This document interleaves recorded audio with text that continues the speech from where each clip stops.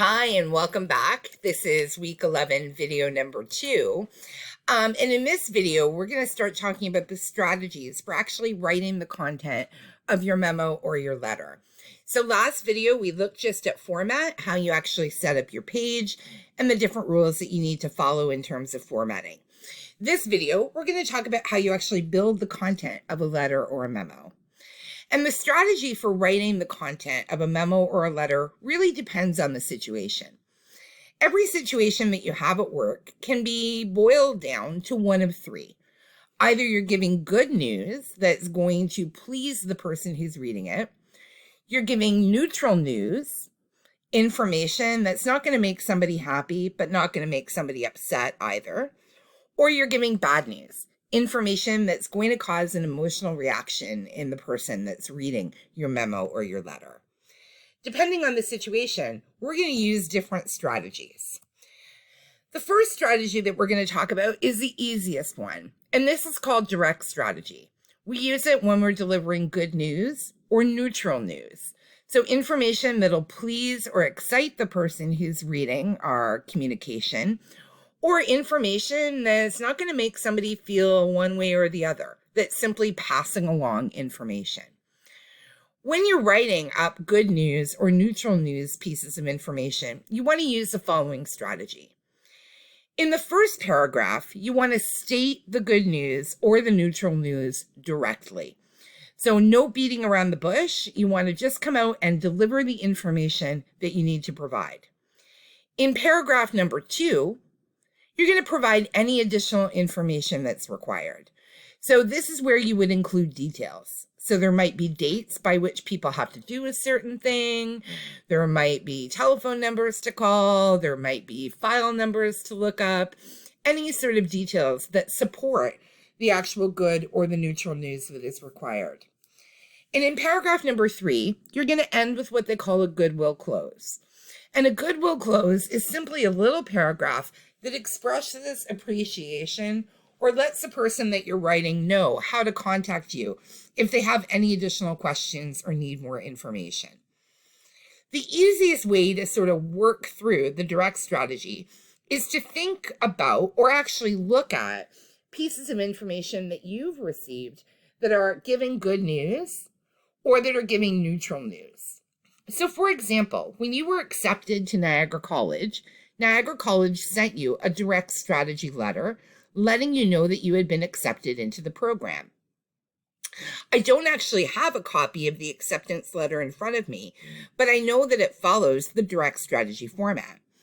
In the first paragraph, the good news would be communicated directly. So it might start off by saying something like, "Congratulations, you have been admitted to the practical nursing program at Niagara College," right? So right to the point, giving the good news right away. Paragraph number 2 is where they would provide you with details. So they might let you know by which date you have to register for your courses, what website to go to pick your courses, what date you have to place your deposit, any sort of information that you might need to help you accept the offer and to give you information about when you're going to start. They then close the letter with a goodwill close. So they maybe said something like, "Congratulations again and welcome to Niagara College." They gave some type of appreciation or some type of repetition of the good news and extended goodwill so that when you finished reading the letter, you had a positive impression of Niagara College. A letter to place an order from a catalog might take very much the same format. Although obviously, if you're ordering from a catalog, it's not particularly good news. It's just neutral news. So you might open up with a first paragraph stating that you'd like to order, I don't know, let's say you're ordering some PPE, that you'd like to order 80 hospital gowns and 300 pairs of gloves. In paragraph number 2, you're going to provide additional information. So how you'd like to charge or pay for that order, what address the order should be delivered to, And paragraph number 3, you'd be ending with a goodwill close, thanking the company for fulfilling your order and giving a telephone number, let's say, or an email address in case they need to reach you about the order. Plain, simple, direct. Okay, so delivering good news and delivering neutral news is very, very easy. Again, follow that 3-paragraph format and you'll never go wrong. Indirect strategy is what we use for bad news. This is far more difficult to do than direct strategy. If you think about situations where you've had to deliver bad news to people, you know just how awkward it can be. We've all had situations where we need to pass on information that's going to disappoint or upset somebody. So think about situations in your life where you've broken up with somebody, or you need to tell somebody some information that you know is really going to hurt or damage them. We're normally pretty good about handling this stuff when we're face to face. The nice part about delivering bad news in written communication is that you have time to think about how you're going to phrase things and how you're going to present things. When you're face to face, you have to think on your feet. Okay? The nice part about writing is that you can sit and plan it out. The indirect strategy is a 4-paragraph strategy. In the first paragraph, you're going to begin with a buffer. And a buffer is a paragraph that gets the reader ready for the bad news without actually delivering the bad news. Paragraph number 2 is where you provide the reasons for the bad news that's coming without actually stating the bad news directly. Okay, so you're bringing somebody down the path, right? Preparing them a little bit, giving some additional information. In paragraph number 3, you finally have to say it. You have to state the bad news as gently as you can. And there are some little tricks, right, that we can take a look at in terms of stating bad news directly.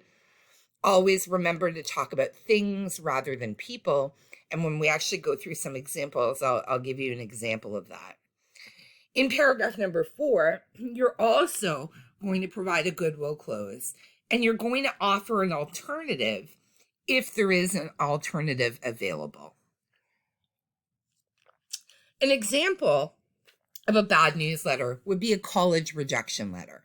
So all of you, luckily, are in the position where you didn't receive a rejection letter. You're here, right? So you received the good news. But imagine what type of letter Niagara College sends out when they're letting somebody know that they haven't gotten into a program. They use the indirect strategy. So in paragraph number 1, they would begin with a buffer. They would say something like, "Thank you for applying to Niagara College." Okay? Something that sort of gets the person a little bit ready. In the second paragraph, they're going to provide some reasons for the bad news. So they might say something like, "Each year, we receive over 500 applications for our practical nursing program." That's giving the person a bit of a heads up, okay, to let them know, wow, there were a lot of applications and we can't possibly take them all. So giving some information. And then paragraph number 3 would state the bad news. They might say something like, "Unfortunately, we cannot offer you admission to the practical nursing program at this time." Okay, so gently, respectfully, right, in a way that tries to minimize the damage.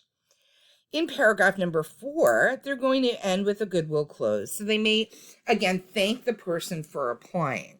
They may offer an alternative if it's possible. So they may say something like, "Other programs are still accepting applications," so that the person who receives the rejection letter knows that although they can't do this program, there's a possibility that they could look at something else and do something else. Job application rejection letters also follow the same format. So if you've ever received one of those or had an opportunity to read one of those, you know that they go through the same sort of pattern. Indirect strategy letters are difficult to write. Having that 4-paragraph structure really does help because it allows you to structure and pace the information that you're providing. But there are some general points to keep in mind, okay? And these are really helpful especially when you're delivering bad news. Remember, first of all, that written communication never dies. So it never disappears, right? That letter may show up 10 years down the road, right? Or you may be writing a job rejection application or a job rejection letter to someone, and 10 years later, you might find yourself across the room from them working at another place. Remember as well that eyes other than the intended reader may see the document.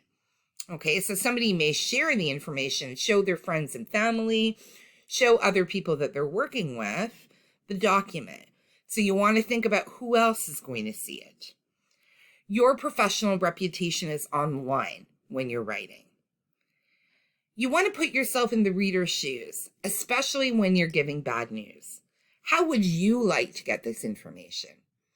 If you think about how you would want to receive information, you really can't go wrong in terms of your strategy. You want to also make sure that you have no errors in spelling, grammar, or punctuation, as these are often judged by others. So you want to make sure that your writing is perfect in written communication. It's also a sign of respect that you're showing the person that you're writing to that you've taken the time to review and make any kind of corrections. And just as a piece of advice, if somebody else writes for you, if you're ever in a situation where you're running out of time and a colleague offers to write a letter or a memo for you, never sign anything that you haven't read. Because the moment you sign it or that you have your name on it, the person who's reading it assumes that it's directly from you. That's a brief overview of strategy. I'm also going to give you some examples of strategy that you can take a look at. So watch for that in the week 11 folder. In our assignment, I'm going to ask you to use one of these strategies to communicate some information. So you'll actually get some hands-on time working through the 3 or the 4 paragraph strategy, depending on the scenario. In the next video, I'll go over the assignment instructions. Talk to you then.